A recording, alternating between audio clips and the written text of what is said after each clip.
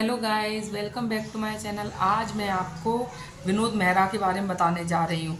विनोद मेहरा का जन्म 13 फरवरी 1945 को अमृतसर, पंजाब में भारत में हुआ था। वे एक अभिनेता और निर्देशक थे जिन्हें गुरुदेव, क्राइम एंड पनिशमेंट और पर्दे के पीछे के लिए जाना जाता है। उनका विवाह मीना ब्रोका, बिंदिया गोस्वामी, किरण और नीता मेहता से हुआ था।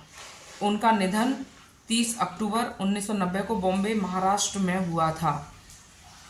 किरण मेहरा की पहली शादी 21 साल की उम्र में उनके पिता के बिजनेस पार्टनर के बेटे से हुई थी।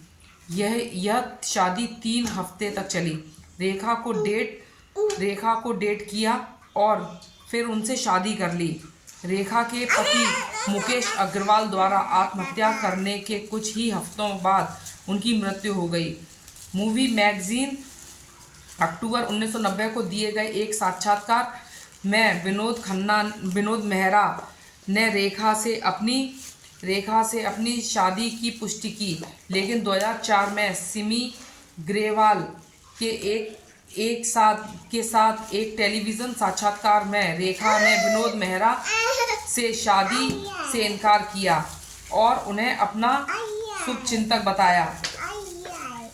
पहली पत्नी मीना ब्रोका ने टीवी धारावाहिक ये जो है जिंदगी का निर्माण किया। उनकी बेटी Sonia Mehra classic Victoria number 203 के रीमेक से अभिनय की शुरुआत करेंगी, जिसकी निर्देशन अनंत महादेवन करेंगे और निर्माण कमल सदाना करेंगे। उन्होंने 1950 के दशक में मध्य में बाल कलाकार के तौर पर काम किया था। उन्होंने 1958 की फिल्म रागिनी से अपने करियर की शुरुआत की। विनोद मेहरा बेवकूफ़, एक थी रीता और बेमिसाल जैसी कई फिल्मों में काम किया।